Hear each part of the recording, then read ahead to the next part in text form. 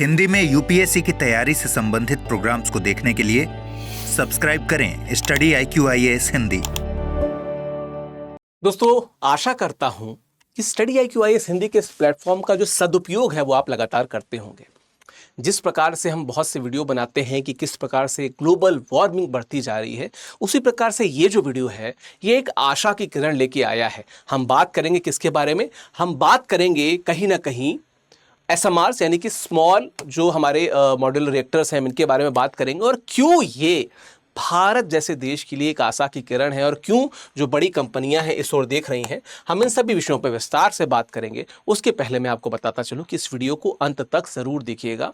एक स्पेशल उपहार है हमारे सभी स्टूडेंट्स के लिए, अंत तक जरूर देखिएगा। चलिए आ जाते हैं। क्या है कि जो सरकार है उसने जो न्यूक्लियर पावर रिस्ट्रिक्शंस हैं उनको थोड़ा सा ईज किया है, इस पे थोड़ा सा रिलैक्स दिया है। तो जो SMR का एम्बिशन है, बहुत से देशों का एम्बिशन होता है, उस पे अब भारत फोकस कर सकता है। निजी स्तर की बहुत सी कंपनियां, रिलायंस, अडानी, बहुत सी कंपनियां ऐसी हैं जो इस ओर आशा भरी नजर से देख रही हैं। और आशा हम ये करते हैं कि भविष्य में बहुत सा उत्सर्जन तंत्र जो नकारात्मक दिशा में जा रहा है वो सकारात्मक दिशा में आएगा। हम इस पर विस्तार से बात करेंगे। बस इतना बताते चलें कि दिवाली उत्सव सेल चल रही है स्टडी IQIAS हिंदी पे।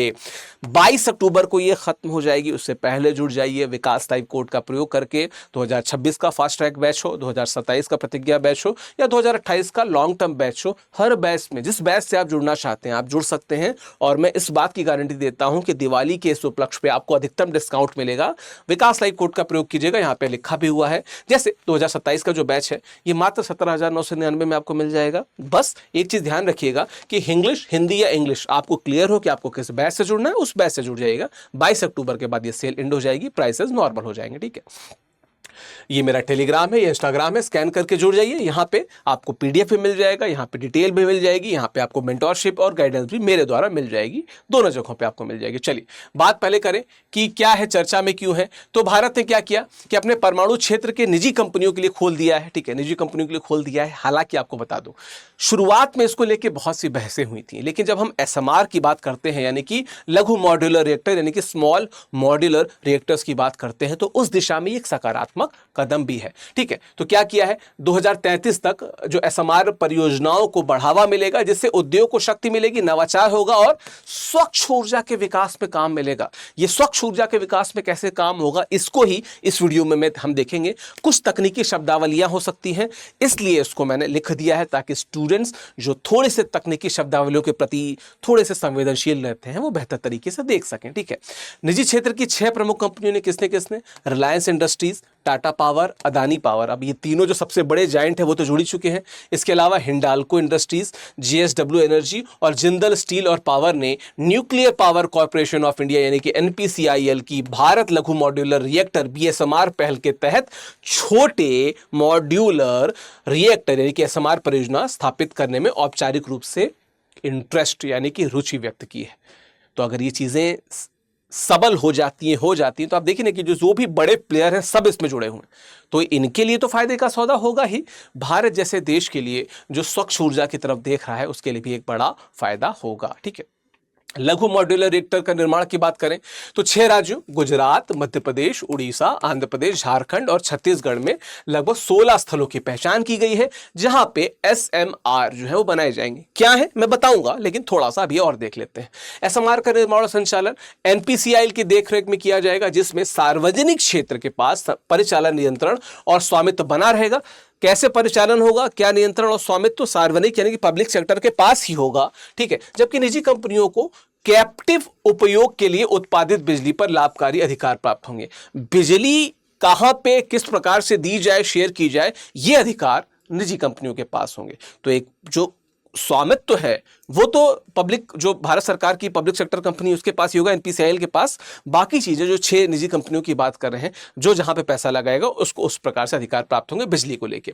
निजी साझेदार परियोजनाओं का पूरा वित्त पोषण करेंगे। मतलब जो 6 बड़ी कंपनियां हैं ना, अडानी, अंबानी, थोड़ा सा कंफ्यूजन हो जाता है, हाँ, अंबानी, अडानी, टाटा, हिंडाल्को और ये जो मित्तल वगैरह, ये जो सब मिलके हैं ये वित्त पोषण करेंगे सभी योजनाओं का। तो भारत का पैसा भी कम खर्चा होगा। ठीक है, जिसमें पूंजीगत और जीवन चक्र लागत शामिल है। मतलब तुरंत इन्वेस्टमेंट और लाइफ टाइम जो उसका केयर टेकिंग है वो सब ये लोग देखेंगे। परियोजना के क्रियान्वयन और जो डीकमिशनिंग में एनपीसीआईएल की भूमिका के लिए उसे प्रतिपूर्ति करेंगे, जो भी उसके खर्चा पानी होगा वो देखेंगे बेसिकली। बदले में वे अपनी ऊर्जा गहन और औद्योगिक कार्यों के लिए दीर्घकालिक विश्वसनीय बिजली आपूर्ति सुनिश्चित करेंगे। पैसा वो दे रहे हैं रिएक्टर्स में, लॉन्ग टर्म उसकी मेंटेनेंस को वो देखेंगे, तो जो बिजली जनरेट होगी उस बिजली को अपने कार्यों में वो उपयोग भी करेंगे, ठीक है, उसको उपयोग भी करेंगे, ठीक है। आगे की बात करें तो एसएमआर कॉम्पैक्ट परमाणु ऊर्जा का भविष्य है, क्यों है? छोटे मॉड्यूलर रिएक्टर जो है, जिनको एसएमआर कहा जाता है, जो आमतौर पे 30 मेगावाट से 300 मेगावाट प्रति यूनिट तक होते हैं, पूरे विश्व की अगर बात की जाए तो बड़े पैमाने पे परमाणु परियोजनाओं में बढ़ती जो हम देरी की बात कर रहे हैं, उसमें परमाणु ऊर्जा को व्यावसायिक रूप से प्रतिस्पर्धी बनाने के लिए एक आशाजनक समाधान है। बड़े रिएक्टर बनने में बहुत समय लगता है, बहुत पैसा लगता है, छोटे छोटे रिएक्टर जल्दी बन जाएंगे, जल्दी काम करना शुरू कर देंगे, और चीज़ वही करना है वो भी वही करेंगे, ये भी करेंगे। जैसे बड़े वाले हैं, आप देख सकते हो यहाँ पे जो इमेज में देख सकते हो कि ये प्रेशराइजर है, ये कूलिंग पंप्स हैं, स्टीम जनरेटर है, ये कूलेंट, सब चीज़ें। तो बड़े को बनने में समय लगता है, छोटे छोटे बन जाएंगे तो तुरंत काम शुरू हो जाएगा। सपना बड़ा देखो, लेकिन छोटे सपने अगर आगे बढ़ा रहे हैं तो उसको शुरू तो करो, छोटे स्तर पे एक्टिवेट तो करो, ठीक है।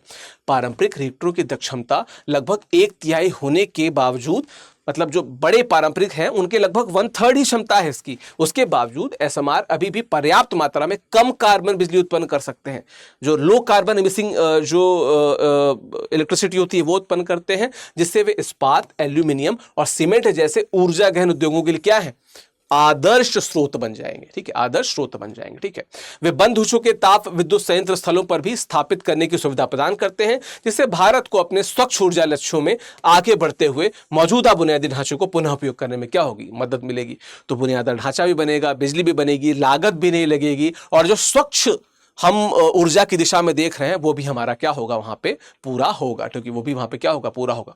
वैश्विक स्तर पर अगर प्रयोगों की बात की जाए तो रूस क्या है, Akademik Lomonosov floating power unit 235 megawatt के जो मॉड्यूल हैं मई 2020 से चालू हैं, ठीक है। चीन में भी ये शुरू हो चुका है। अग्रणी राष्ट्रीय अंतर्राष्ट्रीय कंपनी जैसे कि होल्टेक की बात कर ली जाए, रोल्स रॉयस की बात कर ली जाए, नुस्केल की बात कर ली जाए, वेस्टिंग हाउस की बात कर ली जाए, ये सभी कंपनियां जो है सक्रिय रूप से एसएमआर प्रौद्योगिकी पे विकास और उसके विपणन पे वैश्विक स्तर पे काम कर रही हैं। रूस, चीन जो हमारे पड़ोसी भी हैं, हमारे मित्र भी हैं, है ना वो इस पे काम कर रहे हैं। यूएस वगैरह में भी इस प्रकार पे काम हो रहा है, ठीक है। व्यावसायिक व्यवहार्यता की बात की जाए तो क्षमता के बावजूद एसएमआर व्यावसायिक रूप से बड़े पैमाने पे अप्रमाणित हैं, अभी इनकी बहुत बात नहीं होती है। भारत में इनके जो लाभ होंगे उन पे अभी बात बहुत ज्यादा नहीं हुई है, ठीक है।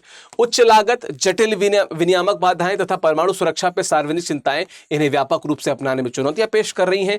लेकिन एक राष्ट्रीय स्तर पे एनपीसीआईएल जैसी जो पीएसयू है वो अगर ऑर्गेनाइज करेगी और जो बड़ी कंपनियां हैं वो अगर पैसा लगाएंगी तो इसमें से बहुत सारी चीजें, जैसे लागत की बात करें, सरकार ही काम कर रही है तो विनियामक बाधाएं भी दूर हो जाएंगी, और परमाणु सुरक्षा पे अगर सही तरीके से अच्छी कंपनियां पूरी तरीके से काम करेंगी शायद वो भी काबू में आ जाएगा, ठीक है। इस बात पे प्रश्न बने हुए हैं कि क्या ये कॉम्पैक्ट रिएक्टर बड़े पैमाने पे अर्थव्यवस्थाएं हासिल कर पाएंगे, क्या निरंतर निजी निवेश आकर्षित कर पाएंगे या नहीं कर पाएंगे। हो सकता है बाद में कंपनियां अलग हो जाए, क्लॉज तो ऐसे ही बनते हैं, लेकिन आशा ये कहती है कि चीजें नहीं होंगी, ठीक है।